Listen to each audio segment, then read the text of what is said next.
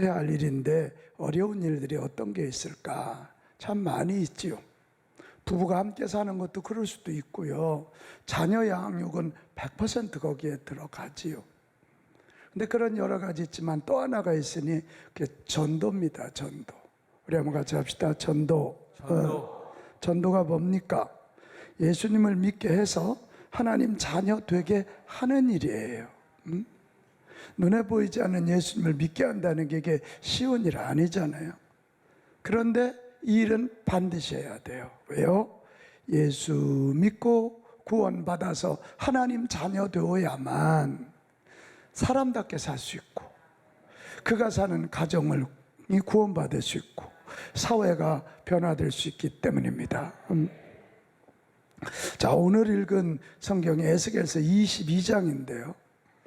이 에스겔서 22장 오늘 성경을 이렇게 보면 하나님을 믿어야 되는데 믿지 않는 자들에게 임한 그런 저주와 하나님을 믿지 않을 때 나타나는 사회 현상이 잘 그려져 있어요.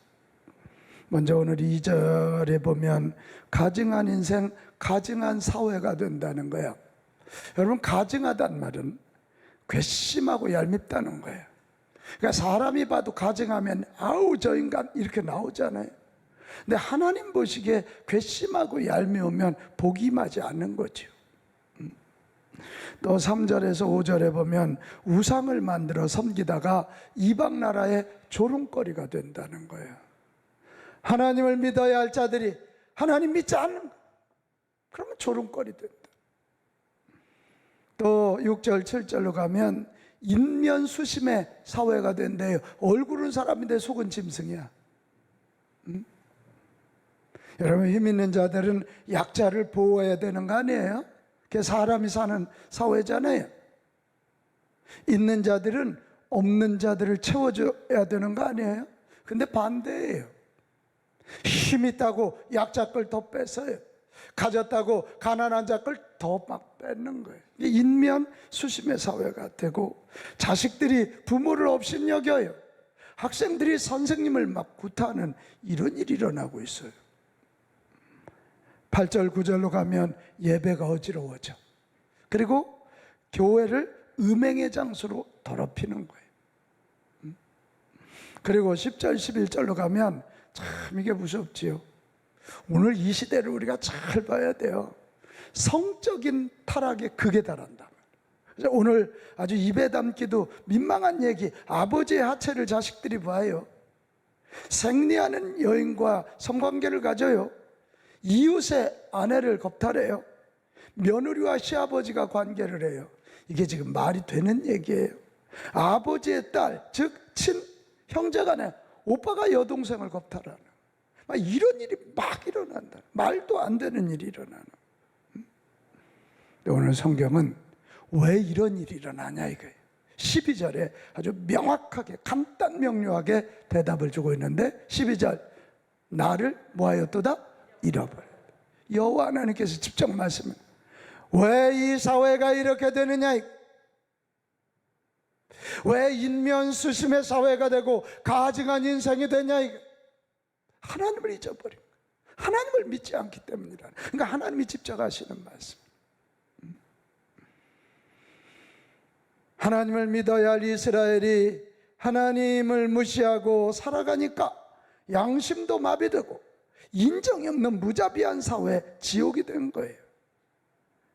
그런 사회에 내리는 하나님의 무서운 진노가 있습니다. 15절 16절입니다 내가 너를 문나라 가운데 어떻게? 나라가 망한다는 거예요. 다른 나라의 종이 된다는 거예요. 각 나라에 해치고 너의 더러운 것을 내 가운데서 멸하리라. 내가 자신 때문에 나라들의 목전에서 뭘 당해? 수치를. 나라 망한다. 여러분, 예수 믿어 하나님 자녀 되게 하는 이 전도는 단순히 교회 숫자 늘리는 일이 아니에요. 다시 한번 정리해보면 예수 믿어 하나님 자녀 되게 하는 이 일은 한 개인이 사람답게 사는, 사람답게 살게 만드는 일이에요. 예수 믿는 일은 영혼 구원을 통해 피조물임을 알고 조물주 하나님 앞에 겸손히 엎드려 하나님의 은혜를 알고 감사하며 행복하게 사는 것이고, 종국적으로 천국 백성 되는 거고, 종국적으로 영생을 누리는 놀라운 은총이에요. 동의하시면 아멘 합시다. 아멘. 예수 믿어 하나님의 자녀 되는 일은 한 사회가 바로 서는 길이에요. 제가 이렇게 예수 믿는 자들에게 마지막 남는 두 글자, 마지막 남는 삶을 두 글자로 표현하라면 사랑이라고는 두 글자로 표현했을 것 같아요. 아이고, 예수님이 죽기까지 나를 사랑하셨으니 나도 당신을 사랑합니다. 아멘. 그렇게 되는 거지요. 이럴 때 우리는 서로 용납해 줍니다. 약자를 품어줍니다.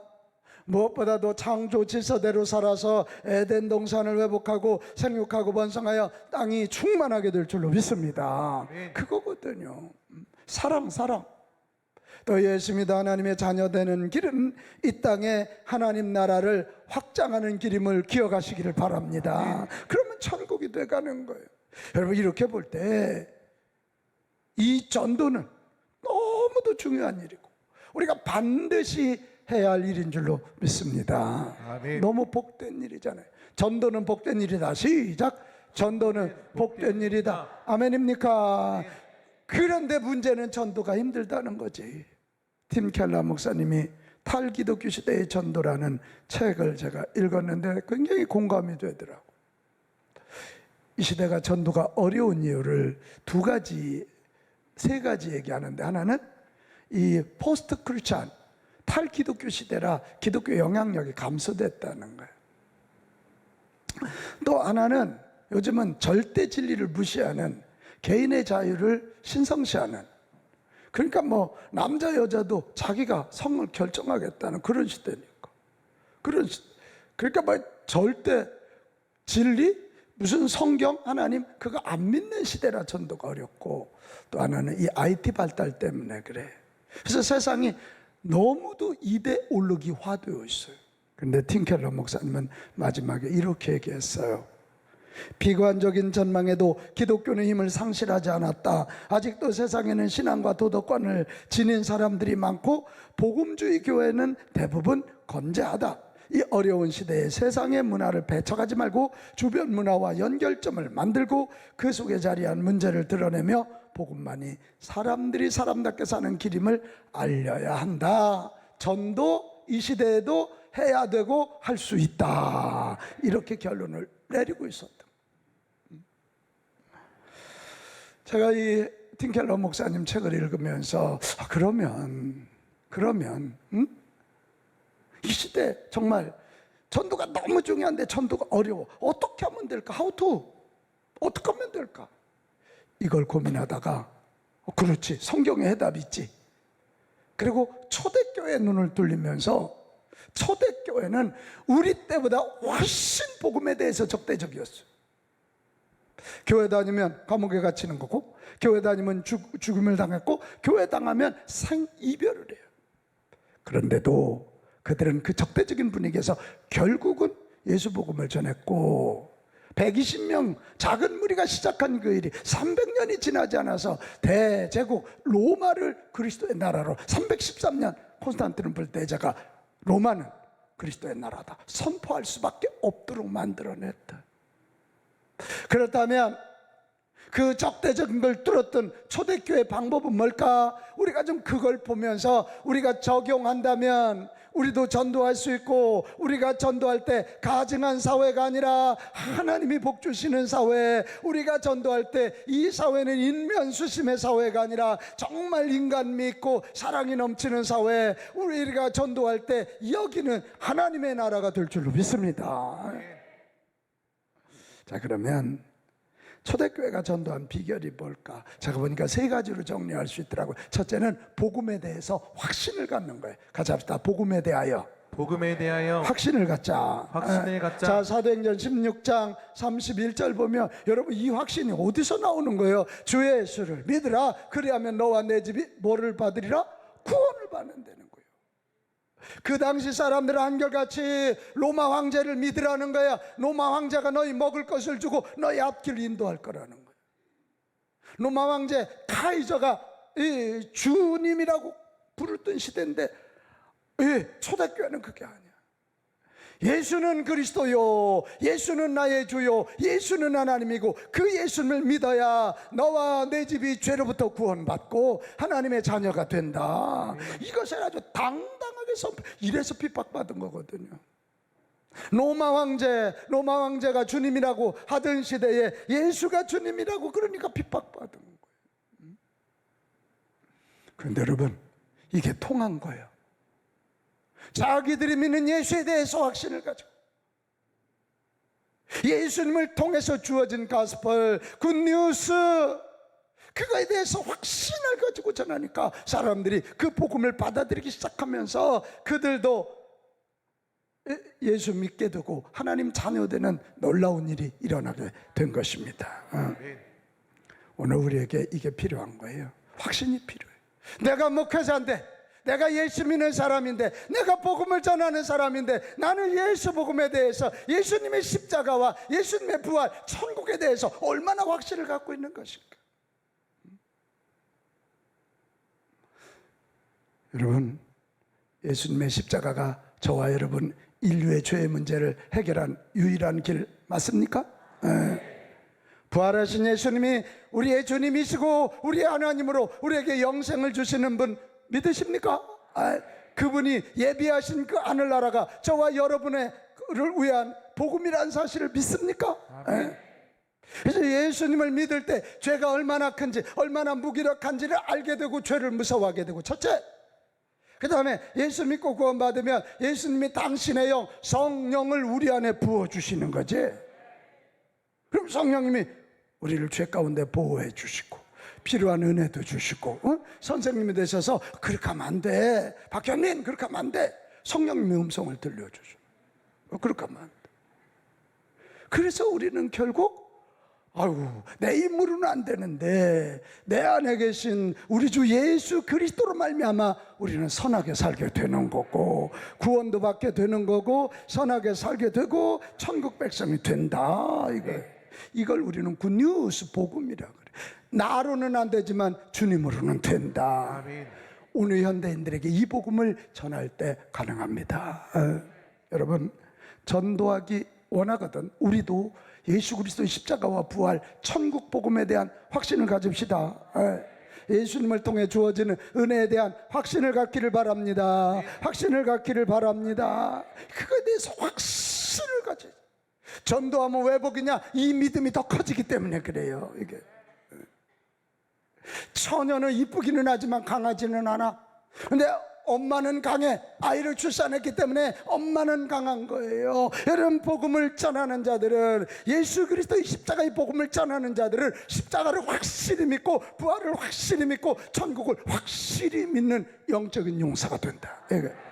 두 번째, 초대교회가 왜 복음을 전했냐? 삶의 매력을 보여줄 수 있었기 때문에 그래. 같이 합시다. 삶의 매력을 보여주자. 사도행전 2장 43절 이하에 보면요, 굉장히 두려운 상황이에요.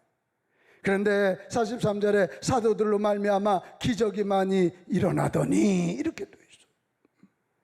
나는 기도합니다. 주여, 이 종이 목회할 때 우리 빛 가운데 몰려오는 사람들, 주의 종이 손 얹을 때 주의 종의 손을 통하여 각종 질병들이 떠나가게 하시고 악한 영들이 떠나가게 하시옵소서. 난 너무 마음이 아파. 우리 교회 지난 심야기도 때도 아버지, 우리 성도들 암 걸리는 자 없게 하시고, 아주 암 걸려서 싸우는 사람들을 보면 너무 마음이 아파. 주여, 주의 종의 손을 통하여 치유의 기적을 일으켜 주시옵소서. 근데 그런 일이 일어났단 말이에요. 44절 45절에 보면 물건을 서로 통용하고 심지어 재산과 소유를 팔아 함께 나누었어요. 이게 얼마나 큰 충격이었겠어. 돈이 오늘날만 중요한 게 아니라 그때는 더 중요했어. 나라가 망해 있었기 때문에. 그런데 말이야, 예수 믿는 사람들이 모여갖고 하는 일이 뭐냐면 부자나 가난한 사람과 똑같이 쓰는 거야. 다 팔아서 사도들 앞에 갖다 놓고, 양일모 권사님이 100억을 냈어도 그냥 밥 3끼, 우리 집사님이 5억을 갖다 냈어도 밥 3끼, 나는 마이너스 500만 원이라도 밥 3끼. 이게 세상 사람들이 이해할 수 없는 거야. 100억을 낸 사람은 밥 10끼 먹어야 되는 거 아니야? 5억 냈으면 밥 7끼는 먹어야 되는 거 아니야? 그러니까 이게 충격인 거야. 어떻게 저들은 저렇게, 어떻게 저들은 저렇게 함께하는 삶을 살 수 있었을까? 충격을 주는. 그리고 46절에 더 놀라운 건 날마다 모여 정말 기쁘게 살아가는 거예요. 이게 기쁘게 살 수 있는 상황이 아니라 그랬잖아요. 적들이 와서 어떻게라도 잡아가려고 그러고 죽이려고 하는 상황인데 모이면 무슨 노래를 그렇게 해? 찬송? 응? 모이면 뭐가 그렇게 기쁜지 막 까르르까르 웃는 소리가 끊이지를 않아. 그냥 그 모였다 흩어질 때 보면 얼굴이 해같이 빛나. 어? 얼굴이 붉고 이게 왜 해같이 빛나? 도대체 그 비밀이 뭘까? 그들이 알고 보니까 저들과 우리의 유일한 차이는 저들은 예수를 믿고 우리는 예수를 믿지 않더라. 에? 자, 그래서 47절로 가봐요. 놀라운 이야기가 여기 나와요. 그들이 삶의 매력을 보여주며 예수님을 전했더니 온 백성에게 뭘 받아? 칭송받아. 나는 우리 비카운 교회 이 지역민들과 이 서울 장안의 대한민국의 칭찬거리 되기 바랍니다. 그리고 주께 구원받은 사람들을 날마다 뭐하게? 다하게 하신다. 오늘 우리의 싸움은 이 싸움이에요. 정말 그리스도인다운 삶의 매력을 보여줄 수 있느냐? 이거예요. 초대교회는 정말 다른 사람들이 다 유대인들만 선민이라 그럴 때 아니 모든 사람이 다 구원받은 한 형제야. 이래서 그 당시 여러 인종과 민족이 함께한 공동체였고요, 가난한 자, 소외한 자를 돌보는 데 헌신한 공동체였고요, 되갚지 않고 용서해 주는 공동체였고요, 낙태를 비롯한 유아 사례를 강력히 반대한 공동체였고요, 성윤리를 근본적으로 바꾸는 공동체. 이게 막 삶의 매력. 그 당시에 저 여자들 여기 좀 나 좀 봐요. 그 당시 여자는 사람이 아니었죠. 남편은 놀이객감이야. 애들 자기들 복 받는다면 애들을 산 제사로 불태워 죽이죠. 그런데 기독교 공동체가 와서 무슨 소리야, 어른이나 애들이나 똑같은 한 영혼이고 남자나 여자나 똑같은 한 영혼이야. 여자들 아멘 좀 크게. 감사 안 해? 감사 안 해? 그래서 여자들에게 이름이 붙여지기 시작하는 거예요. 교회가 들어가면. 우리나라도 복음 들어와서 여자들 이름 붙었어. 이 집사님 옛날에 감난이, 언년이, 말째 뭐 이름이 그랬다고. 그랬다니까. 그러면 사람들이 와, 저 믿는 공동체는 정말 우리하고 다르구나, 이런 그 매력을 보여주니까 완전히 세상이 깜짝깜짝 놀라요. 오늘 우리도 이 싸움 잘해서 우리 빛가운 공동체원들이 여러분 가족들에게, 이웃들에게 예수 믿는 자의 매력을 좀 보여줍시다. 아멘. 자, 한번 읽어봐요. 시작. 또 무엇을 하든지 말에나 일에나 다 주 예수의 이름으로 하고 그를 힘입어 하나님 아버지께 감사하라. 할렐루야. 우리의 인격으로는 못한다는 거야. 예수님의 이름으로, 그 안에 정영숙 권사님 안에 예수님이 들어 계신 줄 알고 예수님 바라보고 예수의 이름으로 하다 보면 예수님이 힘을 주신다, 이거지. 아멘. 무슨 말을 할 때 하나님이 말씀하신 것 같이 하고 누구를 대하든 예수님 대하듯 하고 그러면 갚아주시는 건 누가 갚아주신다? 주님이 갚아. 할렐루야. 그럼 마지막 세 번째 하나 더 있어요. 그게 뭐냐면 초대교회가 전도에서 성공한 이유는 기도하며 실제로 전도했다는 거예요. 같이 합시다. 실제로 전도하자. 그거예요. 사도행전 3장 4장에 가면 초대교회가 보여주는 그 모습이 매우 충격적이에요. 그게 뭐냐면 핍박이 와도 전도하는 거예요. 사람들이 비난해도 전도하는 거예요. 자, 4장 1절에서 4절 한번 가봅시다. 사도들이 백성들에게 말할 때, 복음을 전할 때 제사장들과 성전 맡은 자들과 사도계, 이게 그 당시 유대 나라는 종교와 정치가 하나로 가요. 그게 다 지도자들이야. 권력자들이 이르러 예수 안에 죽은 자의 부활이 있다고 백성을 가르치고 전함을 뭐 했다고요? 싫어해.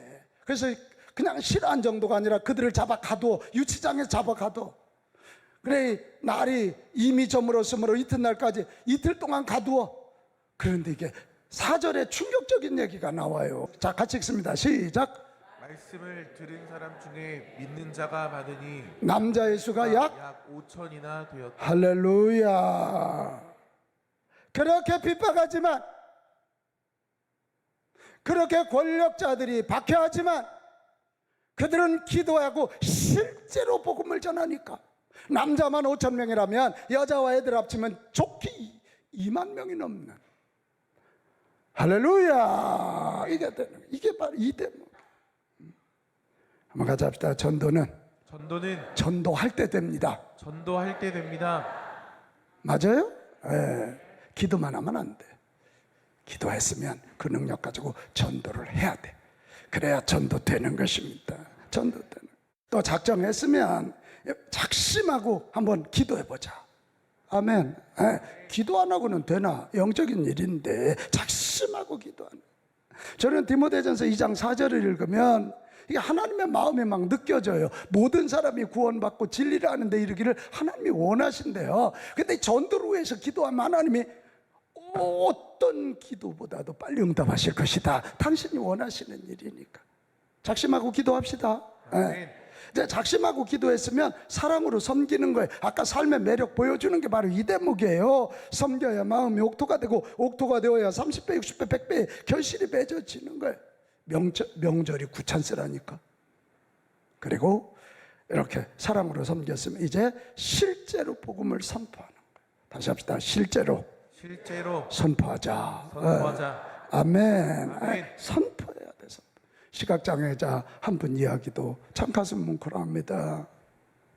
이분은 전도는 해야 되겠는데 잘못 보니까 사람 누군지 모르잖아요. 그러다가 아주 딱 지혜가 오지. 그래 전철을 탑니다. 전철 타고 사람들 많은 데 들어가서 뭐 시각장애자니까 자리 안내해 줄 거 아니에요. 그럼 딱 앉아서 옆에 있는 분한테 누군지 모르지만 성경책을 건네주고, 나 눈이 안 보여서 그러는데 요한복음 3장 16절 좀 찾아달라고, 그래서 좀 읽어달라고.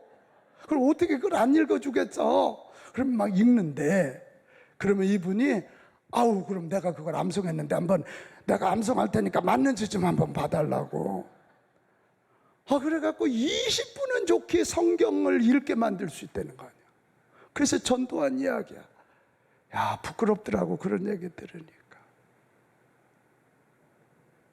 전도는 안 하려면 무지하게 어렵고 하려면 반드시 길이 열린다. 같이 합시다. 실제로 선포하자. 할렐루야. 사랑하는 여러분, 전도는 어려운 일이지만 반드시 해야 할 일임을 믿읍시다. 여러분, 우리 사회를 보면서 가슴이 안 아프냐고. 우리 대한민국이 경제 부흥하면 될 줄 알았잖아. 근데 잘 먹고 잘 살게 됐는데 이 젊은이들의 이 절망을 우리는 뭐라고 대답할 것이며, 저 초등학생, 중고등학생들이 선생들을 때리는 이 사회를 뭐라고 설명할 것이며, 대낮에 칼을 들고 사람을 죽이고 산에 가 있는 여인을 성폭행해 해서 죽이고, 이걸 뭐라고 설명할 수 있냐 말이야. 돈 갖고 안 된다는 거잖아요.